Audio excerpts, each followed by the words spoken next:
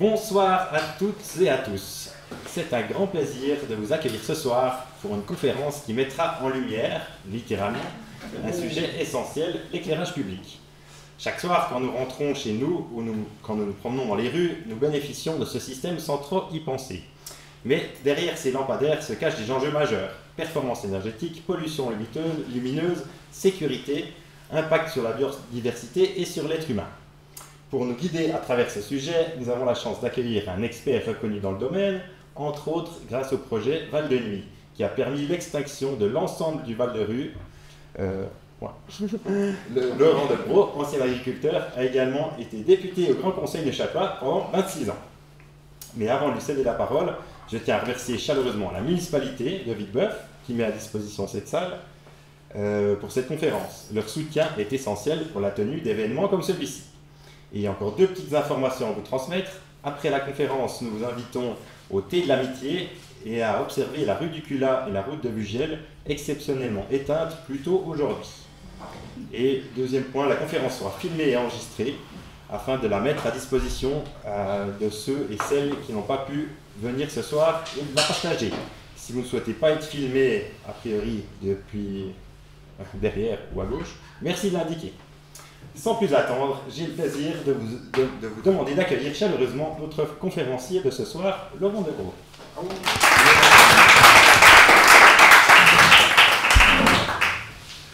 Voilà, merci pour l'invitation et puis pour la présentation. Effectivement, des agriculteurs. Il y a une 15, 20 ans, il y a la crise de la cinquantaine qui m'a fait virer sur les projets environnementaux, communication. J'ai fait une formation en communication institutionnelle, communication et environnement. Et puis c'est dans ce cadre-là que j'ai travaillé sur l'éclairage public dans un projet de communication. Et en même temps, j'ai travaillé avec un ami qui était ingénieur, qui faisait des audits d'éclairage public dans le canton de Fribourg. Et puis j'ai arpenté pas mal de communes dans le canton de Fribourg à mesurer l'éclairement des rampes, des tableaux Excel et tout ça. Et puis, ça m'a donné l'occasion de faire une formation de conseiller en éclairage public qui date maintenant depuis une dizaine d'années, qui m'a bien aidé à comprendre un peu tous les enjeux et toutes les subtilités de l'éclairage public. Alors bon, c'est une présentation que je fais régulièrement, puis je la remets chaque fois à jour. Alors, j'ai des tas de nouvelles choses à mettre, puis j'ai de la peine à enlever d'autres. Donc j'espère que ce ne sera pas trop long, je ferai un effort pour aller à l'essentiel sans trop prolonger. Je vais regarder le calendrier, comme ça, si jamais je ferai d'autres censures, quand je verrai avant que vous endormiez tous. Et puis pour commencer, pour vous mettre un petit peu dans l'ambiance, je vais vous présenter un petit film. Alors on va voir si maintenant...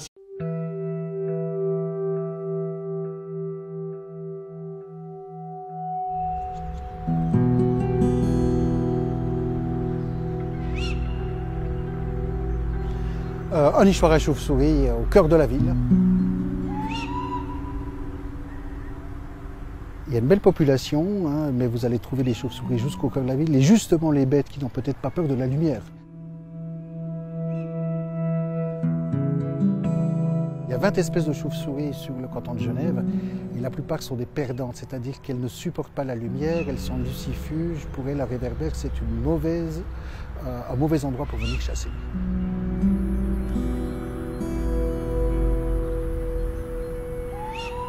La plupart des espèces de chauves-souris, la plupart des mammifères, la plupart des insectes, pour eux, une lumière artificielle, c'est une barrière immatérielle, c'est une gêne, c'est un risque de se faire prédater. Quand il y a trop de lumière, quand il y a une exagération de lumière, et le monde de la nuit, on a tendance à l'oublier parce que nous-mêmes, on est diurnes, donc on ne le voit pas.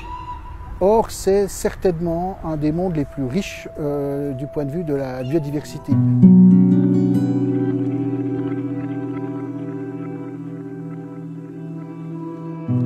Les rangées de lampadaires peuvent fragmenter le paysage comme une route qui coupe les routes de beaucoup d'animaux, hein, les cheminements. Eh bien, vous avez des milliers de lampadaires qui peuvent carrément empêcher les animaux de passer d'un espace à l'autre. Donc une véritable fragmentation du paysage nocturne à travers un suréclairage électrique lorsqu'on n'est pas raisonnable.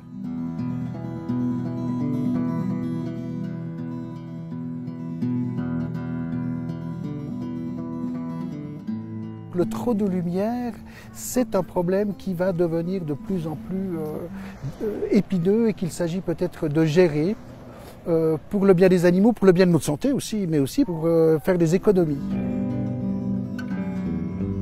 Les solutions, elles peuvent être techniques. Vous pouvez trouver les bons éclairages, commencer un petit peu à limiter le nombre de lampadaires dans les localités, etc. Mais je dirais que c'est surtout au niveau de l'éducation, des mentalités que les choses sont à faire. Il faut absolument redécouvrir, reprendre goût à la nuit. Vous savez, un ciel étoilé, c'est absolument extraordinaire. C'est un des plus beaux spectacles du monde. Et la pollution lumineuse vous empêche de voir une des choses les plus fondamentales. Les animaux ont quelque chose à nous dire. Ils nous disent à nous humains qu'on a peut-être aussi un problème avec ce surlumière dans nos villes.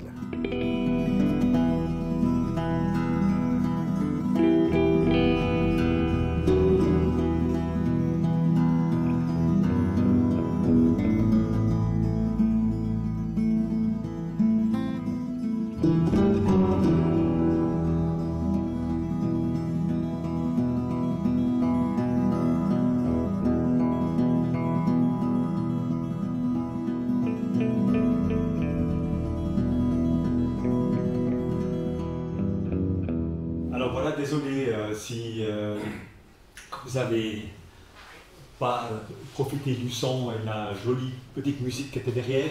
Donc Pascal Lochner, c'est l'ancien directeur du musée d'histoire naturelle, le conservateur du musée naturel de Genève, et qui est maintenant à fond dans les histoires de pollution lumineuse. Et c'est lui qui a créé la Nuit est belle.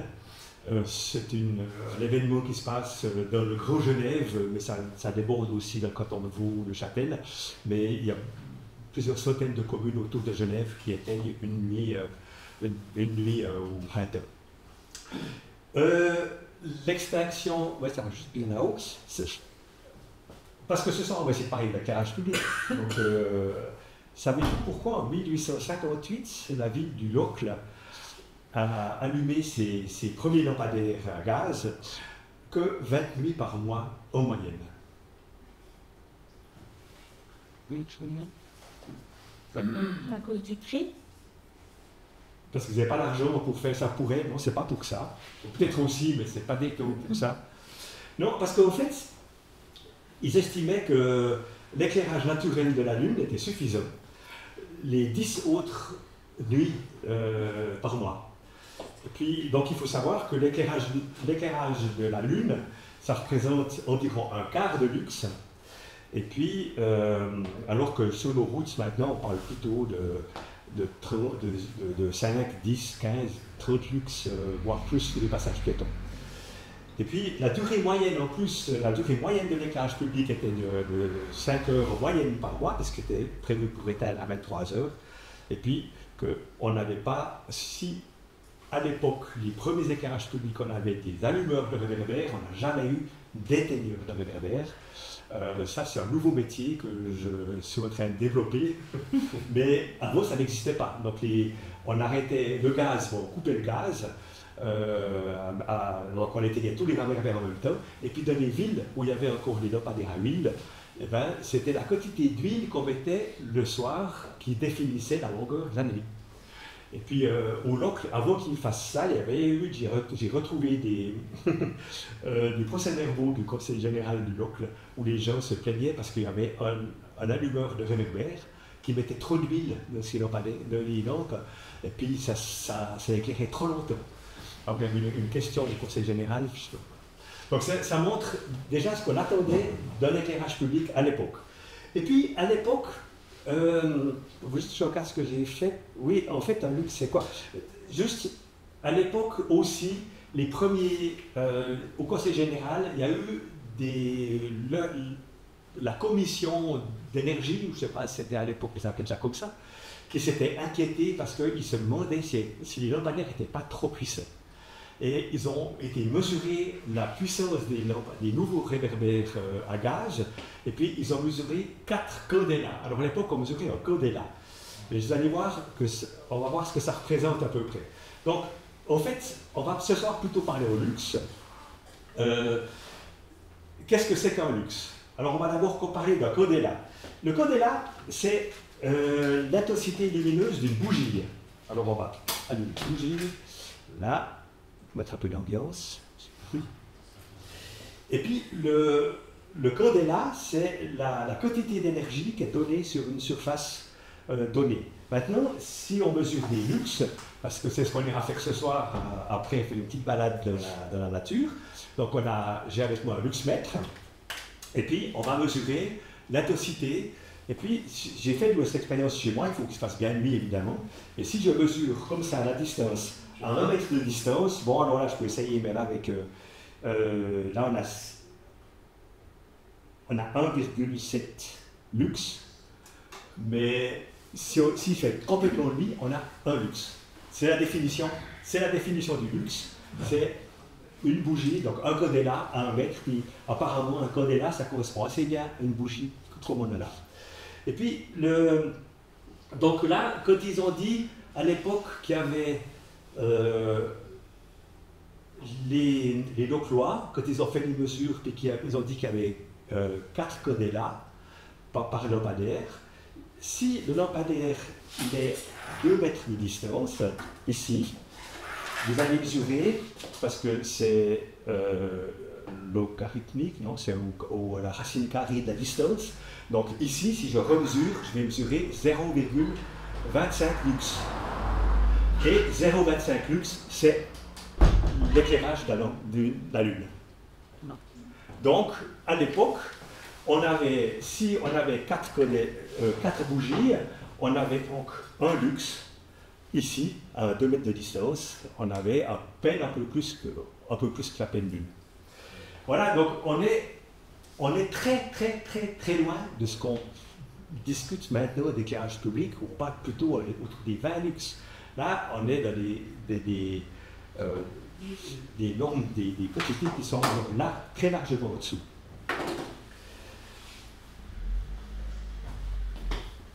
Alors la question maintenant, c'est de savoir pourquoi est-ce qu'on a éclairé nos villes.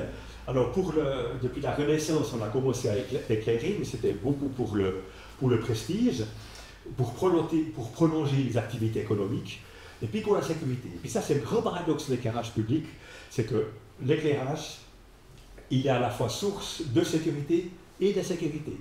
Et dans toutes les villes, en France en particulier, les villes qui ont commencé durant la Renaissance, c'était sous Louis XIV à Paris, où ils ont commencé à éclairer, il y a eu des manifestations contre l'éclairage public, parce que ça crée de l'insécurité.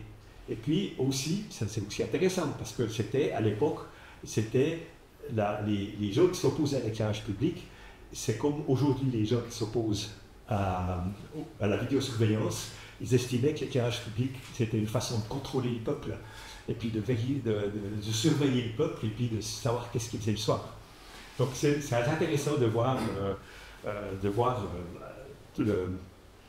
les débats qu'il y avait là autour. Et puis en plus, il y avait l'église. Grégoire, il faudrait que je regarde, je ne sais plus, Grégoire, le géosphète que j'ai éliminé là, il a décrété que l'éclairage public était contraire à la volonté de Dieu, parce que Dieu avait séparé la nuit, le jour et les ténèbres, que l'homme n'avait pas à se prendre pour Dieu en éclairant mieux la nuit. Au XXe siècle, alors, ça a complètement changé, c'est vraiment devenu un symbole de modernité, en particulier parce qu'on a estimé que c'était utile d'utiliser l'énergie qui était supplémentaire des centrales nucléaires avec l'arrivée de l'électricité et tout ça. Donc, depuis une vingtaine, une trentaine d'années, on a une augmentation croissante de la pollution lumineuse. Là, on a deux cartes qui sont assez connues, on les voit facilement sur Internet, c'est deux qui montrent la différence. Ça, c'est 2010. Il faut savoir que, selon l'OFEN, les émissions lumineuses ont plus que doublé entre 1994 et 2012, donc ça correspond à peu près à ça. Mais on estime aujourd'hui qu'elles augmentent encore en Europe de 6% par année. Donc on n'est pas sorti de l'auberge avec la pollution lumineuse en général. Et puis c'était finalement au XXIe siècle, au début du XXIe siècle, qu'on a commencé à prendre conscience de la pollution lumineuse, parce que c'est un thème qui n'était pas du tout abordé, à part que les premiers, c'est les astronomes qui ont été les premiers à alerter sur l'éclairage public, parce que nous, ils avaient construit des coupoles au milieu des villes, près des villes, et puis avec l'éclairage public, ils n'étaient plus utilisables.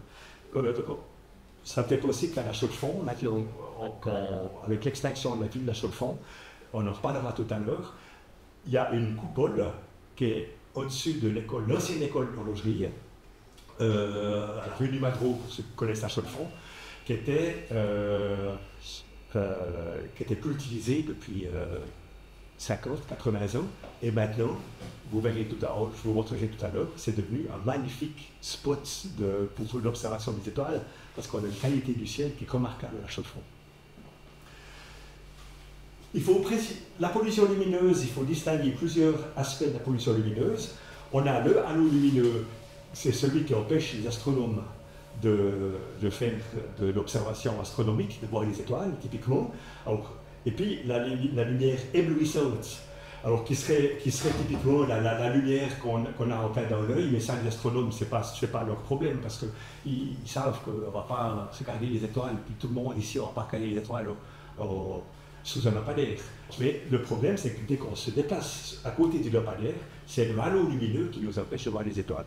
Et puis il y a l'autre, c'est la lumière envahissante, c'est celle qui est à la fois énervante, comme on voit là, et puis il y a les lumières, ça aussi on en reparlera tout à l'heure, intrusives, qui entrent dans les appartements, et puis qui a des effets délétères sur la santé. La pollution, donc on peut voir que de quelques étoiles à plusieurs milliers, et puis c'est aussi des chiffres qui sortent régulièrement. 60% des Européens n'auraient jamais vu la Voie lactée.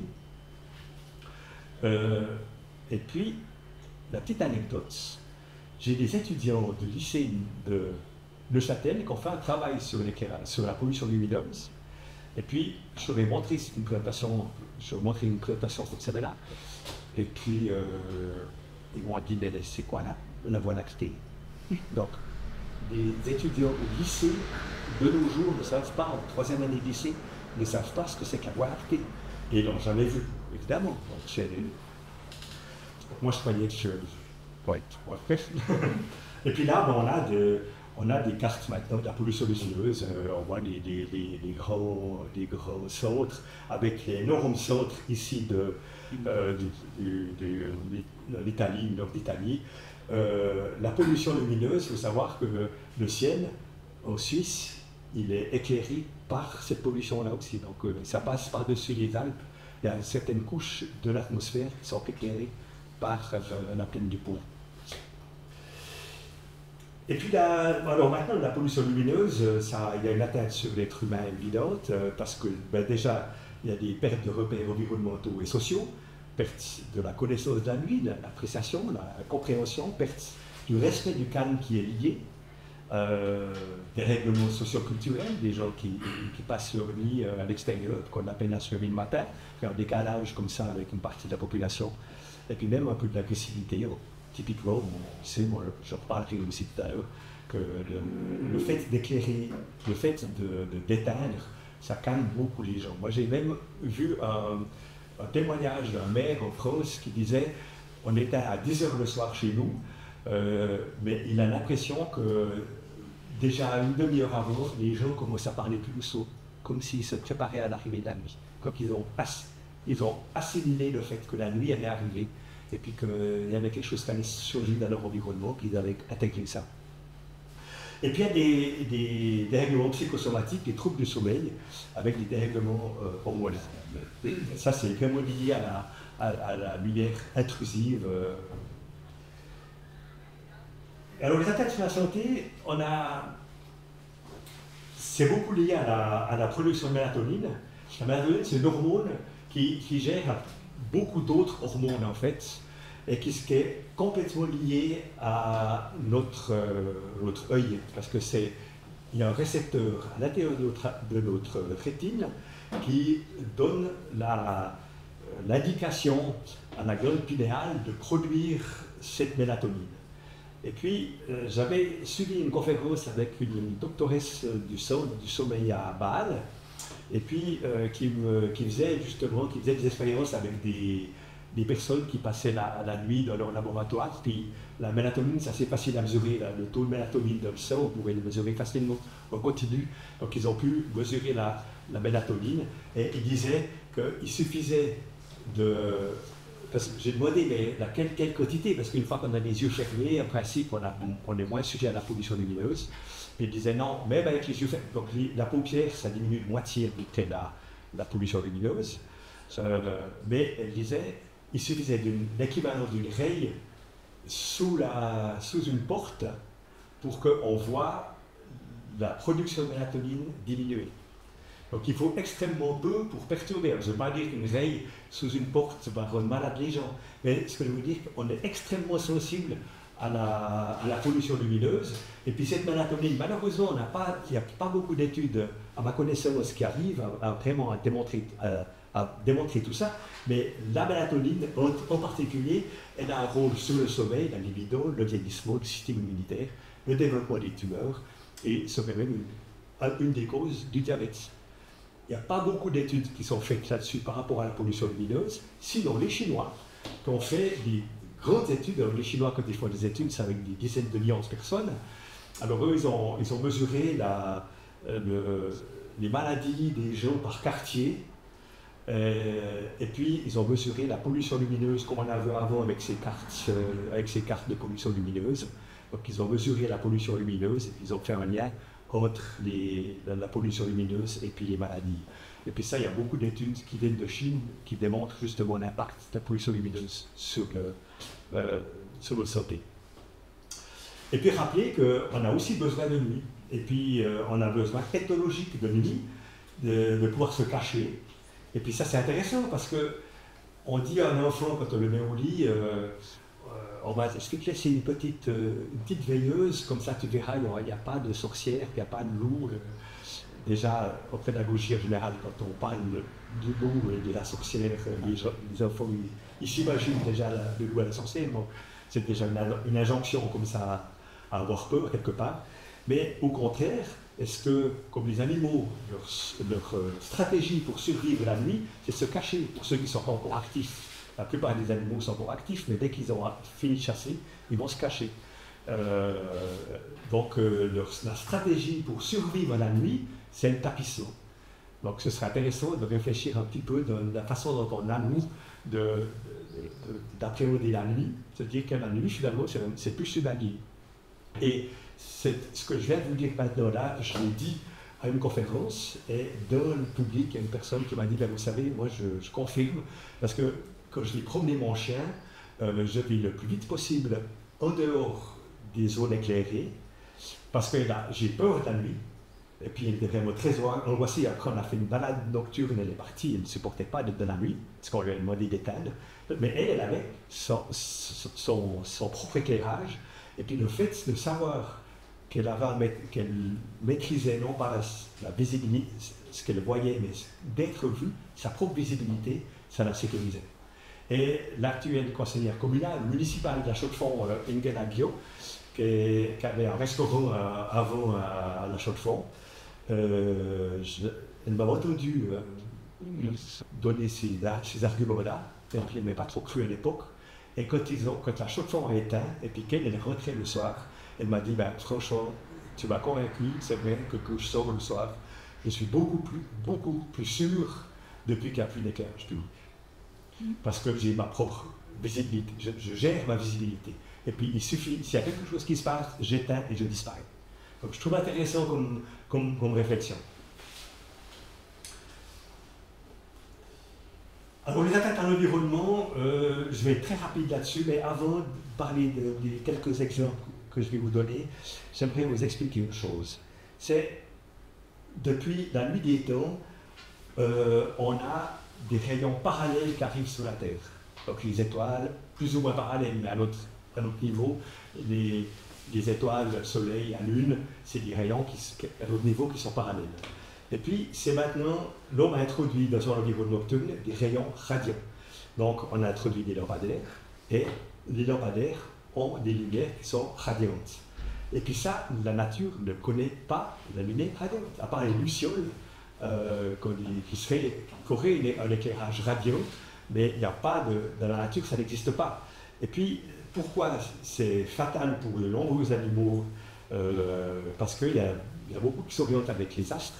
Et puis, donc ça c'était voilà, si on a je vous parlerai tout à l'heure, on connaît des bousiers, mais on connaît aussi des abeilles, par exemple, qui donnent des indications par rapport au soleil pour dire avec la danse des abeilles qui disent à leurs congénères, il y a un champ de colza là-bas par rapport au soleil, etc. Donc ils s'orientent par rapport au soleil. Mais il y a la nuit, c'est aussi vrai pour les étoiles, par exemple. Et puis, donc, une fois que vous avez décidé que vous aviez votre lumière parallèle, les rayons parallèles qui étaient à votre droite, eh ben, vous restez toujours à la même axe et tu peux trouver. Alors qu'avec les lumières artificielles, une fois que un animal, un insecte se trouve devant une lampe, il va commencer à s'orienter, mais lui, il va tourner autour et puis il va être prisonnier finalement de la lampe parce qu'il va s'approcher en croyant toujours suivre une étoile. Alors, et puis ça, c'est extrêmement intéressant. L'exemple du bousier. Donc, vous connaissez les bousiers, donc c'est des gros scarabées j'ai lu dernièrement qu'il y en avait plus de 6000 dans le monde, d'espèces. Il y en a aussi dans le Jura, il paraît. Bon, je ne sais pas s'ils font aussi des boules. Et puis, ce qui a surpris les gens, c'est que le bousier, tous les 50-60 cm, il monte sur sa boule, parce que vous avez vu avant, donc il fait une boule de merde, et puis il la roule jusqu'à son nid, où il a pondu dedans, il pond dedans, et puis il nourrit ses petits dans un petit terrier, et puis il déplace des boules de buzz comme ça, sur une certaine distance, et tous les 50-60 cm, il monte sur la boule, il fait un tour complet, il redescend, il continue. Puis on se demandait pourquoi. Puis là, il y a des scientifiques en Suède qui ont mis des bousiers dans un planétarium et ils les ont laissés se déplacer, déplacer des boules de merde au fond du planétarium. Et puis, ils ont déplacé les étoiles. Et puis, ils ont pu désorienter les bousiers, sont partis ailleurs. Donc, et puis là, on sait maintenant que les bousiers, ils sont sensibles, évidemment. Ils sont aussi la journée, donc évidemment avec le soleil, mais ils sont sensibles à la lune. Et puis, quand il n'y a pas de lune, ils sont sensibles à la lumière radiante de la lune. Donc, comment on appelle ça? C'est plus le terme.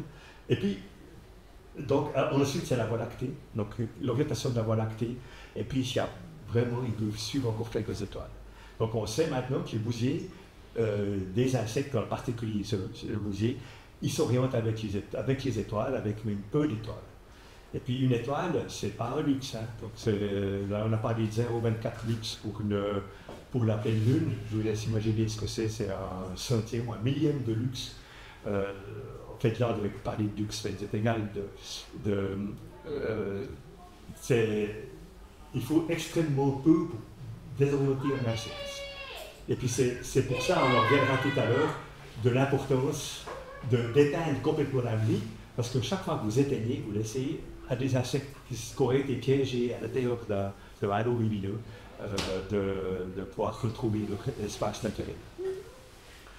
Les insectes, c'est les premières victimes de l'éclairage public et de l'autre pratique agricole, à l'occurrence, parce que c'est beaucoup les pratiques agricoles, donc en priorité. Mais en 2016, ils ont sorti une étude en Allemagne qui montrait que 82% des insectes auraient disparu en 27 ans. 82%. C'est juste hallucinant. Et puis, donc c'est la première cause, donc c'est les pratiques agricoles et la disparition des milieux naturels, mais la seconde cause, c'est que c'est aussi la pollution lumineuse. Et puis ce tableau-là, il est aussi très intéressant parce que il montre l'activité des insectes selon les mois. Et puis on voit vraiment que c'est le mois de juin où les insectes, juin-juillet, où les insectes sont le plus actifs. Et puis ça, maintenant, on commence à avoir en France, de l'Est, c'est un thème que je n'ai pas encore abordé en Suisse, mais on y viendra petit à petit. En France, on a des communes qui commencent à ne plus allumer du tout pendant quelques semaines, voire quelques mois pendant l'été. Comme ça se faisait au Moyen-Âge, où il y avait les premières lampadaires, où clairement, il n'y avait pas d'éclairage public 3 et 4 mois pareil. Et puis ça, du point de vue des insectes, c'est extrêmement favorable parce que c'est là où ils sont actifs. Au mieux, en plein hiver, c'est clairement moins important aussi avec les oiseaux migrateurs pendant ce temps-là. Donc là, c'était l'OFS, ça c'est des chiffres qu'ils ont donnés en 2005, c'était les premières recommandations de l'OFS en 2005. C'est là qu'ils ont commencé à parler de 150 insectes par lampadaire qui disparaissaient chaque nuit. Juste maintenant, donc si on ne voit plus d'insectes autour des lampadaires, donc je pense qu'il y a, s'il y a plus de 150 insectes qui meurent chaque nuit, c'est qu'il y en a. Il n'y a de toute façon plus beaucoup autour de lampadaire. Et puis, j'ai lu un professeur Eisenbein, une petite vidéo de l'université de Mayence qui disait qu'en 1950, il comptait 50 000 lampadaires, papillons de nuit sous un seul lampadaire, 50 000. Et puis, il disait qu'en 2000, il n'en comptait plus que 20. Alors, moi, je me suis amusé à faire ça. Donc, si on reprend en disant qu'en 1990, on avait déjà perdu un quart ou plus des insectes, là, quand on a parlé de 85% des insectes qui avaient disparu, en fait, on parle de larves. On oublie tout ça. Donc, probablement que la masse d'insectes avait déjà disparu déjà. C'est pas très scientifique comme raisonnement, mais c'est probablement quand même une certaine réalité. Parce qu'au début des mesures en Allemagne, il y avait déjà eu la pollution lumineuse. Et puis bon, voilà, si vous vous souvenez de ceux qui mon âge, qui partaient au vacances, à chaque fois qu'on faisait le plein, on devait nettoyer les chèvres, parce qu'il n'y avait pas d'insectes. Ça, maintenant, il n'y a plus d'insectes sur les chèvres. C'est pas un moment. Et puis alors là, je vais vous donner un ou deux exemples. Je vous rappelle que je ne suis pas biologiste, donc je n'ai pas vraiment de compétences pour parler de détails, mais régulièrement on a des informations qui émergent des villes et des chamois plutôt. Et puis ce qui ferait qu'il y a un retour, avec le retour du froid et des ressources, manque de ressources alimentaires, ils n'arrivent pas à élever leurs petits. Les chauves-souris qui préfèrent, pas toutes les chauves-souris, mais certaines chauves-souris préfèrent clairement l'ombre à la lumière, ou qui évitent pour aller dans une zone de chasse. Ils évitent les villages, ils tournent autour des villages, ça m'a pu documenter. Donc les crapauds, c'est impressionnant.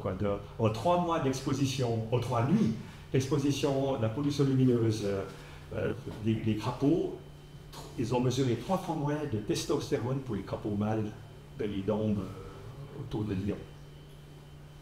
Donc ça a clairement un impact sur beaucoup de choses. Et puis enfin, mais ça je ne vais même pas rentrer dans les détails, c'est le gaspillage de l'énergie, ressources. L'énergie c'est presque secondaire maintenant avec les LED. On estime que l'éclairage public c'est 1% de la consommation totale d'énergie en Suisse. Donc si vous éteignez la moitié du temps, c'est 0,5%.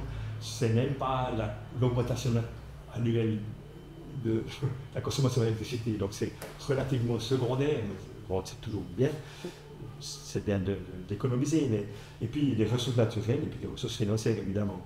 Et puis, le plus grave problème, à mon sens, c'est l'exemplarité des communes, parce qu'on a appris à nos enfants que quand on quittait une chambre qu'on devait éteindre derrière nous, les communes pourraient aussi apprendre à la population que quand il n'y a plus personne dans les rues, on l'éteint. Alors ça, c'était je vous ai parlé du rapport, le premier rapport des recommandations de 2005. Ensuite, il y a eu un autre qui est sorti en 2012, qui décrit tous ces phénomènes-là, ont déjà été décrits à l'époque, donc c'est là-dessus. Et puis il a fallu attendre finalement 2017 pour avoir le gros pavé ici, émission lumineuse aide à l'exécution, mais qui est à la fois extrêmement complet et puis un peu buvable, pas très concret. Alors là, je vais vous parler un petit peu des normes. Moi, je ne sais pas, il n'y a pas de municipaux ici. C'est bien compris. Ah voilà. C'est intéressant. Moi, j'ai pas été chercher les lois vaudoises, même si j'ai vu celle des routes, puis vous avez écrit un courrier sur leur stack, l'éclairage public, que je trouvais pathétique, quand on parle des petits palmiers morts, et que la vie humaine n'a pas de prix, donc on peut faire tout pour sauver une vie. C'est un peu pathétique comme remarque. Mais, donc, on n'a pas de loi qui impose l'éclairage public. On a des lois qui limitent les émissions lumineuses. Et puis, on a la responsabilité des communes qui est limitée en cas d'accident.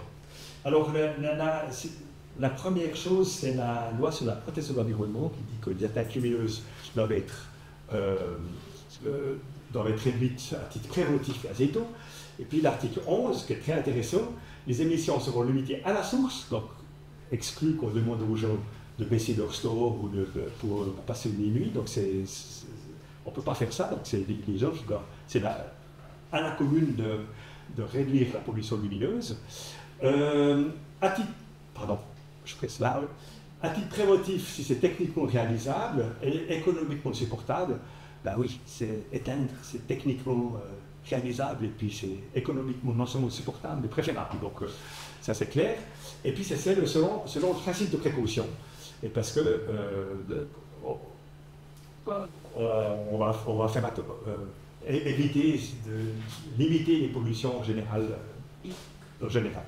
Et puis l'article 12, que je trouve très intéressant, ils disent que les émissions sont limitées par l'application des valeurs limites qui figurent dans les ordonnances. Alors, en Suisse, quasiment toutes les pollutions, y compris sonores, elles ont des valeurs limites, sauf la pollution lumineuse. Donc, il n'y a pas de valeur limite. Et quand il n'y a pas d'ordonnance, eh bien, si elle ne figure pas dans l'ordonnance, c'est si elles donnent des décisions fondées directement sur la présente loi. Et puis, c'est l'article 12, donc le principe de précaution. Et puis là, une commune, si elle décrète qu'aujourd'hui, pour respecter la LPE, elle décide d'éteindre, je vous recommande, dans votre arrêté, de nommer cette loi et de dire au nom de l'article 11 et 12 de la loi sur la protection de l'environnement, nous éteignons à tel moment. Et puis ça, avec ça, vous êtes couvert en cas d'accident, ça, parce que les choses sont claires. Et puis, voilà, on a des arrêts du tribunal fédéral qui sont très intéressants. Donc, il y a eu, à ma connaissance, que 3 arrêts du tribunal fédéral par rapport à la pollution lumineuse. L'éclairage de Noël de Melun, c'est un éclairage c'était des personnes qui se plaignaient parce que leurs voisins, ils éclairaient toute la nuit avec l'éclairage de Noël, un peu luxuriant comme ça, et puis ils le laissaient toute l'année. Donc, et puis là, l'autre, c'est l'éclairage de la gare d'Oberfriedensee. C'était les CFF qui laissaient éclairer, donc il n'y avait plus de train qui passait. Et puis, les 2 fois, l'éclairage du Pilat, c'est autre chose, c'était un éclairage juste pour des activités touristiques, c'était des petits moments. Mais c'était intéressant parce que le tribunal fédéral, comme il n'avait pas de loi, ni d'ordonnance qui fixait la pollution lumineuse, il a repris la loi sur la protection contre le bruit, qui dit que qui instaure un droit au repos en 22h et 6h du matin. Donc ça c'est intéressant parce que c'est arrêté le jour où il y a une commune qui pourrait être donc rappeler déjà que l'arrêt du tribunal fédéral sont contraignants, c'est pas juste un avis comme ça. Donc normalement on devrait arrêter. Juste pour la petite anecdote encore, c'est que les CFF, maintenant, tous les CFF éteignent leur éclairage public à 10h le soir, 1 heure après, au minimum, même souvent avant, l'arrivée le passage du dernier train. Ça c'est quelque chose qui est établi dans toute la Suisse. Apparemment, sauf les CJ, apparemment les Schweizerjura, ils ne font pas. Il faudra qu'on le rappellerait si je l'ai dernier mot. Et puis, les parkings des gros magasins sont éteints. Et puis là, j'ai eu des mandats pour la commune d'Yverdon. Et puis j'ai l'occasion, j'étais souvent également le soir, et puis j'ai eu l'occasion souvent d'aller visiter, voir, observer qu'effectivement, tous les magasins éteignent leurs enseignes, leurs vitrines à 10h le soir. Donc ça, c'est déjà une première réponse que les grosses entreprises qui savent encore lire les arrêts du tribunal fédéral ont pris comme mesure. Et puis les communes et les privés pourraient être obligés d'éteindre l'éclairage public au cours de la nuit. Typiquement, s'il y avait une fois une personne qui se portait plainte contre une commune parce qu'ils éclairent, eh ben, ce serait intéressant. Ça n'a jamais eu lieu, donc, à ma connaissance en tout cas. Donc ce serait intéressant d'avoir une fois un avis du tribunal fédéral sur l'éclairage public. Et puis alors il y a l'autre loi, c'est la loi sur la circulation routière, qui dit que la vitesse doit toujours être adaptée aux circonstances, notamment aux conditions de la route et aux conditions de visibilité. Et puis là, s'il y a un cas d'accident, ce sera cet article 32 qui va être utilisé pour attaquer l'automobiliste.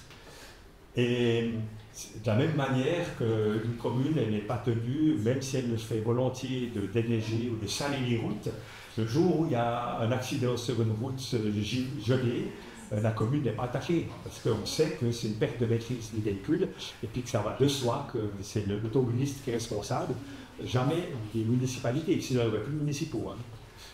Donc c'est la même, à mon sens, pour moi c'est le même réflexion. Et puis alors on a des normes de droit privé. Donc c'est intéressant, parce que les normes, ça c'est les normes générales pour l'éclairage public, et puis on a des normes spécifiques pour les passages piétons, VSS 640-241. Elle figure dans la lettre que la commune a reçue dernièrement, cette norme. Ce serait intéressant que vous demandiez. Moi, je l'ai demandé. Ah ouais. Et puis ils ont dit qu'il fallait se référer au 202. Et puis il faut l'acheter 225 francs. Voilà. Donc, la norme. si vous voulez, moi je les ai ici. Mais elles valent 300 francs chacune. Bon, là, c'est papier aussi. Ah non, c'est pas le cas, donc, mais vous n'allez pas apprendre grand-chose dessus. Parce que j'ai repris là, donc VSS 640, de nuit les passages piétons et leur zone d'approche doivent être éclairés afin que les piétons qu'ils empruntent soient détectables. Directive la directive 202 de la SNG. SNG, Société Suisse d'éclairage, c'est aussi un directive pour l'éclairage public légal. Il parle de tout, pas que des passages piétons. Et puis, il y a un seul article qui parle d'éclairage, c'est celui-là, les piétons traversent sur le niveau de passage, marqué, non marqué, doit pouvoir être perçu. Okay. Suffisamment je me suis raté dans au paragraphe, suffisamment pour un conducteur, par un conducteur qui s'approche afin que celui-ci puisse réagir en conséquence.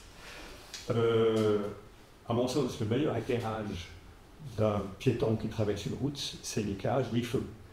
La voiture elle-même, parce qu'elle éclaire dans la direction, dans la vision de l'automobiliste lui-même, et c'est la meilleure façon d'éclairer un piéton. On aura peut-être l'occasion d'en reparler quand on sera sur Passe d'Or. Je vais expliquer pourquoi. Et puis, ce qui est l'article de la SNG 202 qu'on oublie trop souvent, c'est qu'il y a un article 1.3 qui dit durant les heures à faible trafic, par exemple après minuit jusqu'aux petites heures du matin, il peut être avantageux d'éteindre l'éclairage pour des raisons d'économie et d'écologie. Cela réduit à zéro dans la consommation d'énergie que les émissions lumineuses. Le moment de la coupe nocturne et du réenclenchement le matin est fixé par l'autorité compétente pour les routes, ou la route. C'est en général l'autorité compétente par les propriétaires et non pas forcément le canton, parce que c'est le propriétaire qui a attaqué, c'est pas le canton. Les lampadaires, je ne sais pas si vous pouvez confirmer, les lampadaires qui sont sur les routes cantonales, ça appartient à la commune. À partir des panneaux de signalisation.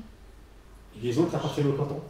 Au canton, exactement. Donc la traversée peut être. Oui. D'accord. C'est le canton. Donc c'est eux qui ont payé les installations. Ça, oui. Oui, quelques petits peut-être. Et puis, après, ils disent que c'est horaire de transport public, fin de semaine, vendredi, samedi, dimanche, manifestation spéciale, comme les fêtes populaires, on peut réallumer, mais en principe, c'est quand même intéressant que les éclairagistes eux-mêmes, ceci dit, la SNG 202, elle a été refaite en 2017, tout à l'heure. Et puis, elle était mise à jour en 2017 avec ça, justement.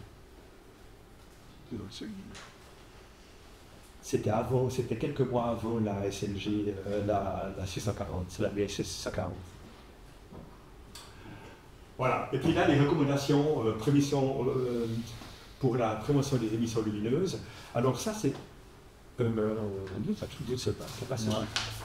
Non, c'est nouveau. C'est le fameux pavé que j'ai ici. Je n'ai pas la version officielle. C'est un énorme pavé, si vous voulez dire, c'est très intéressant. On aura l'occasion d'en reparler ici. Hein? Donc, c'est intéressant parce que là, il parle de l'éclairement moyen exprimé en luxe. Et ça, c'est... Alors, je ne sais plus combien de petits dessins. Voilà, tout dessus. Donc, c'est intéressant parce que là, il propose ce que les éclairagistes ne font jamais, c'est qu'ils proposent de mesurer la pollution avec un luxmètre sur la fenêtre, sans préciser quelle fenêtre. Donc, ça peut être n'importe quelle fenêtre d'un appartement, y compris les toilettes. Il n'y a pas besoin que ce soit accouché. Et puis là, vous avez des éclairements vertical moyen exprimés en luxe. Donc, au milieu de la fenêtre, on ne doit pas atteindre moins que 0,5 lux dans les zones rurales faiblement peuplées avec des isolés, c'est peut-être pas forcément le cas de village. Les zones rurales modérément peuplées, zones purement résidentielles, des périphéries de localité, 1,5 lux. Et puis, là j'ai cogné un. Ah oui, ça c'est le mot. Donc c'est 4,5 pour la zone 4 et puis 2,5 pour les zones densément bâties. Mais je pense que chez vous c'est plutôt 1,5. Alors on fera tout à l'heure des mesures sous des lampadaires pour voir s'ils respectent ces fameuses recommandations qui ne sont pas des lois, mais c'est clairement dit dans ce document qu'en cas de litige, un tribunal utilisera ces données-là pour trancher. En plus de l'histoire des minuit de 10h, 6h. Donc 1,5 lux, souvenez-vous-en, on fera quelques mesures tout à l'heure. Ben voilà, c'est le poser des intérêts dans toute la politique de l'environnement, c'est le poser des intérêts entre les sociétés, les activités et puis l'environnement. Et puis bon, je vais passer un peu vite là-dessus, des slides que j'aurais fait, des soirées, les besoins de lumière, donc pour la vie économique, vie sociale, etc. Au cours de la nuit, pourquoi finalement est-ce qu'on a besoin d'éclairer? Puis ça fait des gaz, oui, les personnes, c'est pas clair. Et puis, ça c'est aussi éclairer les bons endroits. Maintenant, je crois que c'est parti du principe que l'or, ça veut dire que là en principe, on ne devrait pas dépasser l'éclairage lumineux, ne devrait jamais dépasser l'horizon. Donc, c'est un l'or. Mais ça, maintenant, ça se fait, c'est plus vraiment une bonne discussion. Mais là, c'est intéressant parce que ça, c'est un rond-point qui appartenait, lui, il appartenait au canton de Châtel. Et puis, là, la commune a décidé d'éteindre, le canton a spontanément décidé, non seulement éteindre, mais supprimer l'éclairage parmi le son, qui n'avait aucun sens, parce qu'il n'y avait pas de passage, il n'y avait pas d'habitation, mais même, c'était comment. Donc, dans le canton de Châtel, on n'a plus de rond-point éclairé en pleine campagne. Après, quelles sont les possibilités? Une réduction, déjà, il faut savoir qu'une réduction de 50%, ça ne se voit pas à l'œil nu. Donc, en général, il compte une trentaine de secondes avant la diminuer. Parce que vous avez aujourd'hui déjà une réduction de 50% à minuit, sauf erreur. Je ne sais pas, vous avez remarqué? Ça se voit.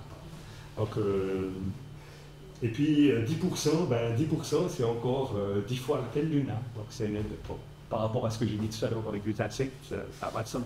Donc, à mon sens, ce qu'il faudrait, c'est éteindre au moins complètement les lampes.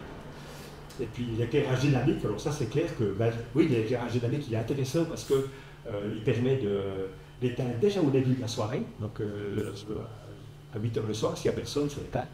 Et puis en général, c'est ce qui se passe à Yverdon. Donc ils éteignent, ils allument pendant le passage d'une personne ou d'un véhicule, ou je ne sais pas.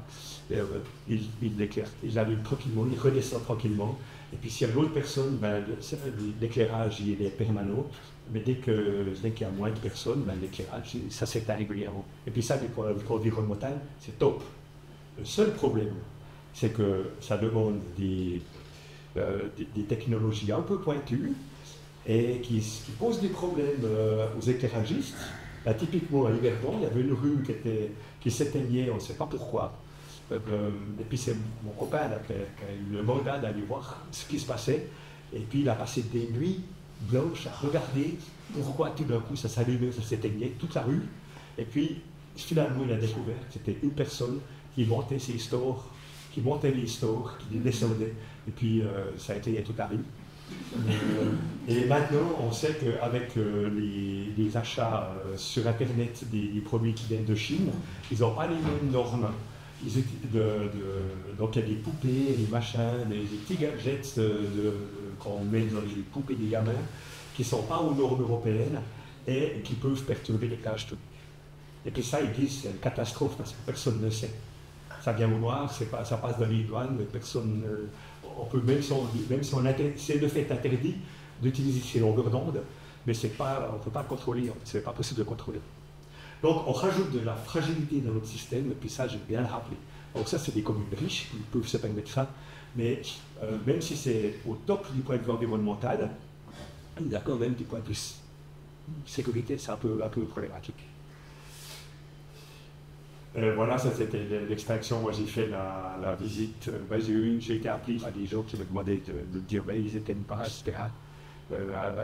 On nous a dit qu'il y avait 50%, puis je sais pas, une fois qu'on le mesure, on était en train de discuter, mais c'était là, on était en train de discuter avec lui, puis passé 11 heures, ah mais c'est passé 11 heures. Ah oui, je ressors mon luxe lettre, il y en a deux fois. Donc on avait passé le moment, 11 heures, on a passé en discutant, on n'a pas ouvert. Alors là, je vais vous parler un petit peu des expériences qui se passent. J'aime bien ce panneau là, parce que j'ai de la peine à le chercher aujourd'hui. Passage piéton. Éclairage naturel de minuit à 5 heures. Je crois que c'est pas oui. Au lieu de parler d'extinction, on parle d'éclairage naturel, je me donne l'idée. Alors ça, bon, c'est des vieilles plantations en fait. Maintenant, on a des cas de villes, y compris la Chaux-de-Fonds et Velours, qui ont fait des expériences. Mais toutes ces villes, ces grandes villes, elles ont pu vraiment faire des études et puis démontrer vraiment qu'était l'influence de l'éclairage public ou de l'extinction de l'éclairage public sur leur sécurité en particulier. Et puis là, c'était typiquement, on a la délinquance, donc déprédation, dommage à la propriété, tapage nocturne, ça c'est clairement une amélioration nette. Et puis il y a vraiment des communes qui ont décidé, entre autres Saumur en 2010, clairement d'éteindre parce qu'il y avait du tapage nocturne. Eux, ils ont réglé le problème.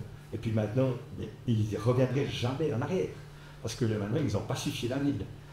Et puis, les tags, oui, ça fait partie là, mais c'est ce que je vous ai dit tout à l'heure, déjà, visite durant les heures avant l'extinction, ça ne devait pas être pareil. Par contre, les agressions, il y a moins de vie nocturne, donc il y a moins d'alcool, donc on peut imaginer qu'il y a moins d'agressions. Cambriolage, et ça, de toute façon, il y en a déjà très peu au cours de la nuit. Et puis ça, les communes, elles n'aiment pas parler de ça parce qu'il n'y en a pas déjà que c'était éclairé. Et puis de faire des statistiques, des événements qui peuvent avoir lieu une fois par année, ou peut-être même moins, c'est très délicat après à commenter. C'était à cause de l'éclairage public, mais de toute façon, il y aurait eu. Enfin voilà. Il y a quand même des policiers qui m'ont dit, pour eux, ils ont l'impression que le fait d'être dans une ville complètement éteinte, des cambrioleurs qui auraient envie d'aller voir des maisons comme ça, ils sont vus eux-mêmes, donc ils ne sont pas à l'aise non plus, puis c'est compliqué d'avoir un homme de poche, et puis ça paraît suspect d'avoir quelqu'un qui se croit avec un homme de poche, etc. Donc il y a pas mal de policiers qui m'ont dit que c'était quand même, il y avait quand même probablement une influence. Et puis la sécurité des accidents. Alors déjà, ils sont très rares, et puis il n'y a clairement pas d'augmentation. Mais alors, ce que moi j'aime bien rappeler, c'est le faux sentiment de sécurité. Et puis là, c'était avec nos camarades, quand on a fait le travail de diplôme, on est allé à faire des photos, là, c'est un mannequin, le petit gamin, on ne met pas de choses sous la main. mieux la nuit pour faire des photos. Mais pour illustrer ça, finalement, que quand vous avez un éclairage public, vous allez rester sur la route. Parce que vous avez l'impression que la voiture qui vient au sens inverse, elle vous voit.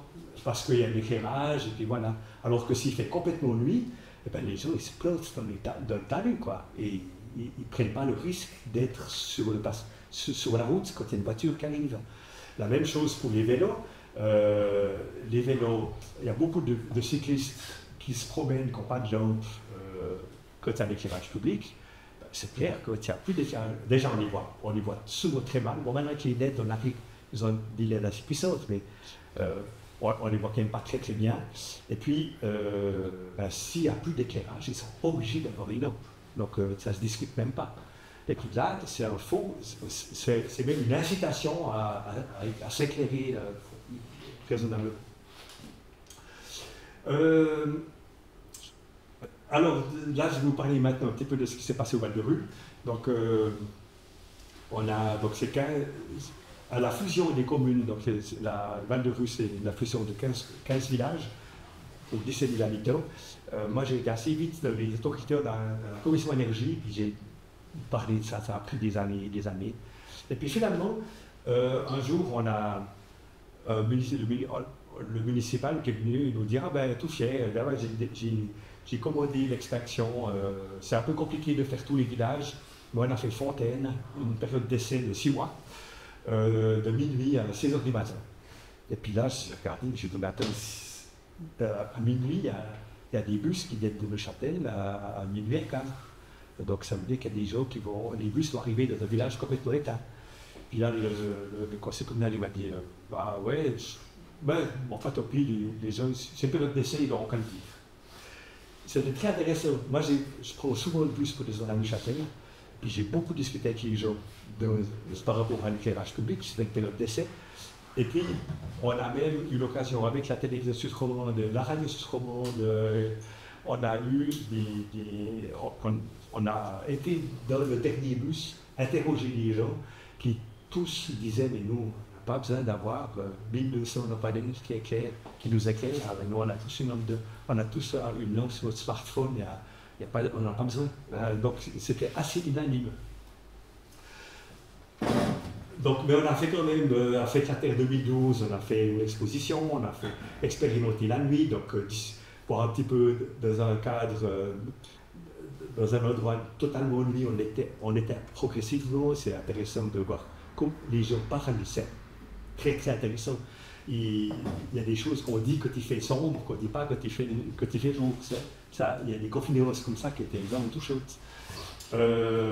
Donc on a fait des conférences, on a fait des visites guidées dans les villages, et puis on a fait surtout des fêtes de la nuit. Alors ça, avec le parc Chasseral, c'est des brodats que j'ai eu régulièrement avec le parc Chasseral pour faire apprécier la nuit, pour vraiment montrer aux gens que la nuit on peut faire des choses, mettre en valeur certaines choses, certaines activités, des balades musicales, des shows d'enfants, des contes, des observations astronomiques, toutes les activités on essaie de les faire dans la nuit noire, c'est très intéressant, puis essayer de montrer que la nuit, ça apporte quelque chose dans une société, dans un village.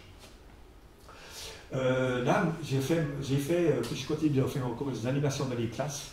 Donc, on expérimente dans une classe qui est complètement éteinte. Il faut aller vraiment dans un abri atomique pour qu'il n'y ait rien de lumière parasite. Et souvent, dans un abri atomique, il y a encore la dernière petite lampe. Je l'ai allumé sur une garbette, là, on va mettre un scotch dessus. Et puis là, on diminue complètement l'éclairage, et puis à la fin, les enfants ils découvrent que j'ai au plafond, un projecteur d'étoiles, et puis ils découvrent qu'il y a un point d'étoiles. Puis après, alors d'abord, il y a une lampe qui se présente à peu près au milieu de mon lampadaire, il y a une lampe qui se présente à peu près à la pleine lune. Et puis après, on dit « éteins la lune, éteins la lune !» Donc j'éteins la lune, et puis on a vraiment le ciel étoilé. Et puis là, on a, ça joue assez bien, on a 0,20 les 24 lux, 0,24 lux. Et puis après, on parle de l'éclairage d'un ciel étoilé, on dit un centième de lux, mais je parle de mesurer. Donc, parce que déjà, c'est pareil, c'est pas extra éclairé, donc ce qui était fait nuit, je vois rien. Donc, je crois qu'il n'est pas assez précis pour mesurer ça, mais c'est incroyable, quoi. Donc, mais là, on arrive, les enfants sont habitués à la nuit, et puis on continue avec le ciel étoilé à se voir, à discuter, et puis les enfants, ils arrêtent, ils veulent plus s'arrêter, quoi. On est couchés par terre, on regarde les étoiles, c'est juste magique. Donc l'idée, c'est vraiment de tester, faire des périodes d'essai, et ça vous avez fait apparemment, des périodes d'essai, voir comment les gens ont accepté ça. Et puis au Val de Rue, après l'essai, on a eu des réponses aux questions, et puis on a eu que 12% des gens qui étaient défavorables à l'extraction. Puis la commune a décrété aussi que c'était bon, on pouvait éteindre tout le Val de Rue. Et puis là, l'autre chose, c'est qu'il y a eu des mesures des vitesses. Donc, là, c'était uniquement le nombre de personnes qui étaient en infraction. Donc, sans extinction, avant l'extinction, on avait 17% de gens qui étaient qui allaient trop vite. Et puis là, il y a la moitié après l'extinction. À 30 à l'heure, 19%, on en a plus de 6%. Donc, 3 fois moins qui vont trop vite. Et puis, rue du Temple, c'est à peu près la même chose. Donc ça, on peut facilement le faire, si vous voulez, de mesurer la vitesse des gens par rapport à l'éclairage public. Alors voilà, l'extraction, voilà. Ah oui, c'est ça qui est intéressant, c'est que si la période d'essai n'a pas été votée au Conseil général, par contre, la généralisation de la mesure dans la commune, ça a été voté. Et puis, moi, j'ai pas pris la parole, parce que je suis assez connoté à gauche et écolo, tout ça, donc je me suis dit, ouais, essayez de parler. Et puis, finalement, ça a été voté à l'unanimité. Et moi, pour moi, la révélation de cette soirée, c'était la définition du service public. Et puis, c'est le service public. C'est l'universalité. Qu'est-ce qu'un service public? Ben, il faut qu'il soit universel, ça veut dire qu'il profite à tout le monde. L'éclairage public, c'est bon. Proportionnel, ça veut dire qu'il faut que ça ne coûte pas trop cher, qu'il n'y ait pas trop de pollution, qu'il n'y ait pas trop d'atteinte sur l'environnement, etc. Donc on mesure les choses, c'est ce qu'on a dit tout à l'heure par rapport à une loi sur l'environnement. Donc ça, c'est la proportionnalité, on peut en discuter. Et puis la subsidiarité. Et puis ça, c'était ce qui est ressorti au Conseil général, c'est que la responsabilité individuelle, je peux vous dire qu'à droite, c'est l'argument. Les gens ont dit, on n'a pas besoin d'éclairer, les gens ont tous une job, sur leur smartphone, il n'y a aucune raison, nous, la commune éclaire tout pour 1 ou 2 personnes. Ça, c'est la subsidiarité. Cette subsidiarité, pour les politiciens, peut-être que vous savez, c'est qu'on ne fait pas quelque chose, un autre niveau qui peut être fait à d'autres niveaux. Donc, on ne fait pas l'éclairage. L'éclairage, on ne le fait pas si la population peut le faire. Et puis, typiquement, au milieu de la nuit, ben, elle peut le faire. Donc ça, c'est la subsidiarité. Alors ça, c'est au niveau politique, je trouve très, très intéressant. Alors ça, c'était les suppressions, l'éclairage des passages piétons, ça c'est mon crève-cœur, évidemment. Voilà. Et puis, ça c'était dans le journal Dark Sky, ils ont sorti un article, là j'en ai imprimé quelques-uns pour le code, moi j'en ai que 5, mais je peux vous donner des liens. C'est très intéressant. Dark Sky, ils ont un type qui a un peu un illuminé de l'informatique. Il a réussi à reprendre les données de satellites qui passent toutes les nuits, Xiaomi, qui passent toutes les nuits vers 2 h du matin. Et puis, il mesure la pollution lumineuse. Alors ça, ce n'est pas la pollution lumineuse en soi, c'est uniquement l'évolution de la pollution lumineuse en 2019 et 2021. Donc c'était un peu les périodes Covid. Et puis là, on voit qu'il n'y a finalement que le Val de Rue, à peu près quelques petites communes comme ça qui ont éteint, mais ouais, ça c'est les mesures qui se voient du ciel. Et puis, les mesures, l'effet Poutine, donc en 2022, le Conseil d'État a rencontré toutes les communes, et puis il leur a dit, bon, en prévision de l'hiver qui va être dur, on vous propose 10 mesures d'économie. Puis dans ces 10 mesures, il y avait une mesure, c'était extinction de l'éclairage public à 9 h le soir. Et comme il a dit, on va peut-être encore discuter avec le collège. Et puis la semaine d'après, le Conseil d'État les a retrouvés. Puis les communes ont dit, ouais, peut-être pas 9 h, mais 10 h, pourquoi pas, 11 h. Mais alors, ce qu'il faut, c'est nous autoriser d'éteindre les passages piétons, parce que sinon, c'est trop compliqué. Souvent, les passages piétons, ils sont accrochés sur les mêmes réseaux que l'éclairage, pas toujours, mais ça complique un peu. Pour simplifier, il faut nous autoriser. Et le Conseil d'État, le Conseil d'État, la semaine suivante, a revu les communes et a dit, OK, je fais un arrêté qui vous dit que vous pouvez éteindre les passages piétons. Après une année, c'était pour une année. Après une année, toutes les communes ont demandé au canton de prolonger encore une fois. Donc c'était 2023. En 2024, ils ont redemandé de prolonger. Et puis là, le Conseil d'État a dit, OK, maintenant je prolonge 2 années jusqu'en 2026, donc avril 2026, mais à partir de là, vous devrez vous être équipés. Je peux vous dire que la plupart des communes maintenant vont debout contre cette décision-là, et elles sont unanimes pour demander au Conseil d'État de prolonger cet arrêté, si possible définitivement.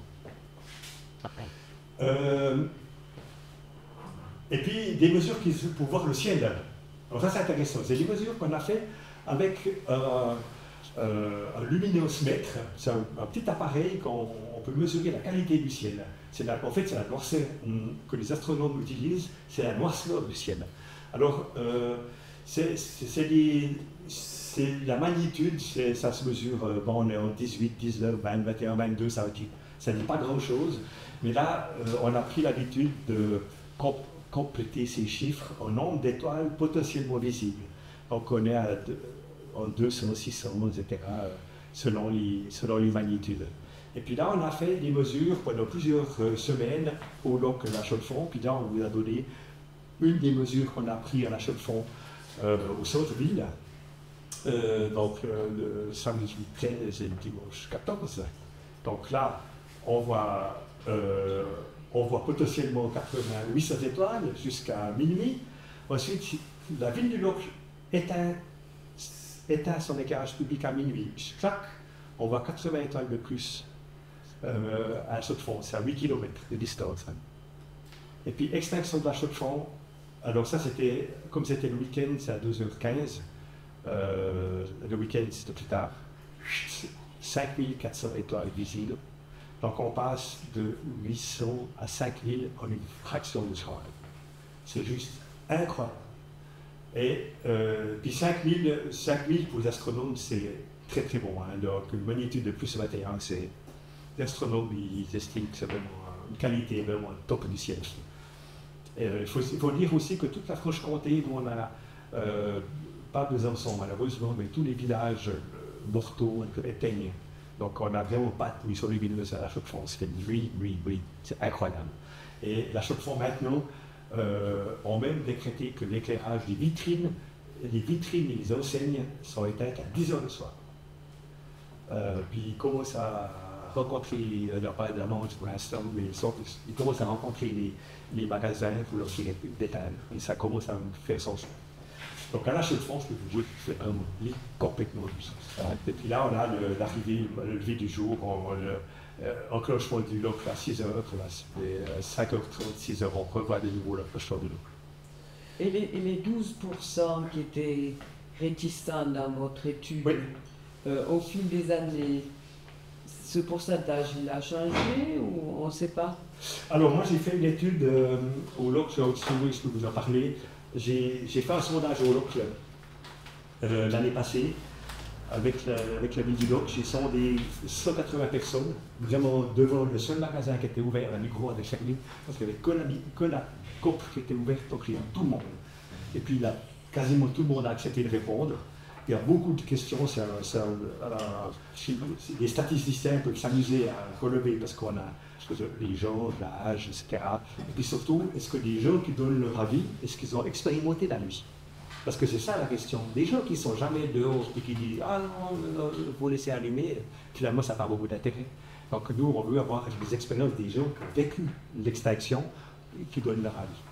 Et puis finalement, à la chaux de fond, il y a la radio Suisse Romande qui a fait une petite émission cet été à la chaux de fond avec un système d'extinction, avec le responsable d'éclairage public en de la chaux de fond.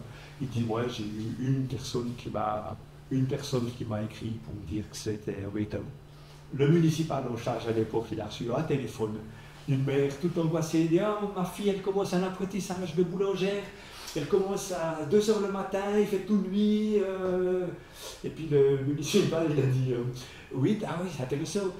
C'est quelle rue pour qu'elle prend? Ouais, je vais de là à là. Ah, d'accord, tiens, 2 h du matin, d'accord. Mais écoutez, je veux voir ce que je peux faire. Puis la femme, elle a dit, non, mais c'est bon, ça va aller.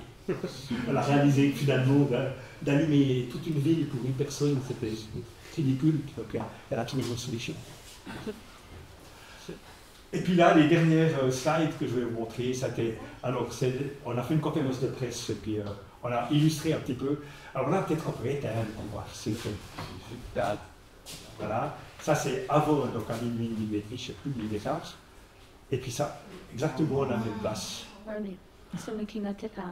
C'est juste hallucinant, quoi. Et puis là, il y avait le Canal Alpha qui était là. Le journaliste, il ne voulait plus partir. On est resté dehors jusqu'à 1h30. J'ai jamais vu le ciel comme ça. Ça, c'est aux Forges. Donc, avec des immeubles locatifs, du résidentiel. Voilà.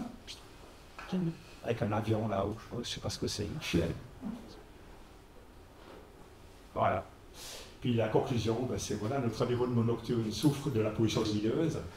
La population est généralement très réceptive à l'idée d'éteindre. Ah oui, je ne vous ai pas donné les faits. Il y a 7% de la population du Loc qui sont contre l'extinction générale. Donc 93% sont pour l'extinction. Alors à des horaires différents, Et puis, voilà. Merci de votre attention et bonne nuit.